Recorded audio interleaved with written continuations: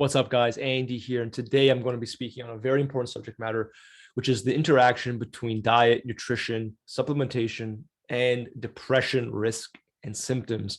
So I took a look at some recently published data from the Lancet journal, an acclaimed scientific journal, which suggested that the pandemic itself actually contributed to an additional 50 million cases of major depressive disorder than otherwise would have existed without it.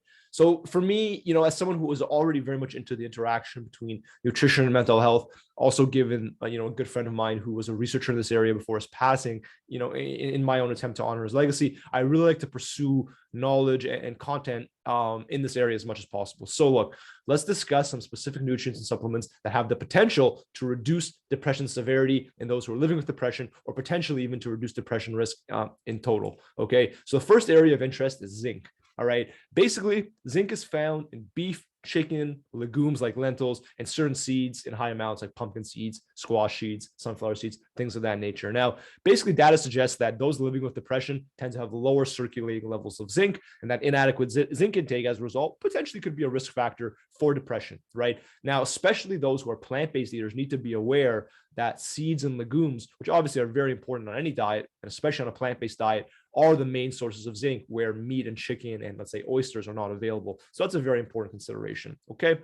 Second point I want to discuss is about omega-3 fatty acids, specifically EPA and DHA, which are really only found in two avenues, right? Fatty fish like salmon, sardines, and trout, number one. And number two is through supplementation, whether through a fish oil supplement or whether it be an algae-based supplement, which is suitable for vegans, which contains EPA and DHA. Basically, studies show that, adequate amounts of these nutrients can actually reduce depressive symptoms. This may be in part due to the fact that researchers do believe that inflammation of the brain cells may contribute to depression, and thus, anti-inflammatory food components like omega-3s could help you fight back. Now, on that note, speaking of anti-inflammatory food components, the other dietary components that may reduce not only depression risk, but also depression severity are flavonoids, okay? Now, flavonoids are a family of antioxidant compounds found in coffee, tea, and various fruits and vegetables, especially citrus fruit and pomegranates, okay? Now, these are potent antioxidant compounds, and they've generated a lot of interest for a potential, again, anti-inflammatory role in the brain cells. All right. So the increased consumption of these foods does play a major role in mitigating depression risk and symptoms.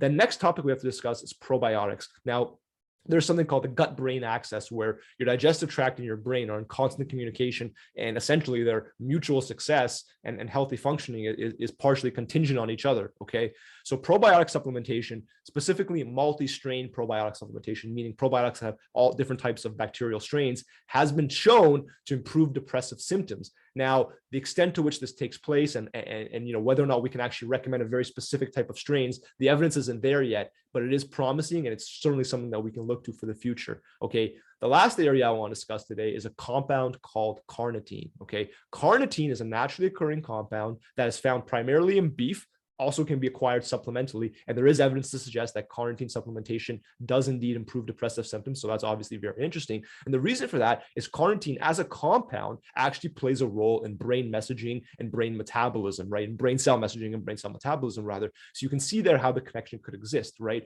So we have flavonoids, we have omega-3s, okay? We have probiotics, we have carnitine, and we have zinc. These are probably the biggest, most impactful areas around dietary intervention that we can look to when it comes either to reducing one's risk of getting depression at all, or perhaps more importantly, reducing the severity of depressive symptoms in those living with depression. I take mental health very seriously, guys. I wrote an article on the subject. So if you want the references for everything I've said in today's video, please do check the link in the description. I sincerely hope today's video helped. And otherwise, I wish you all the best.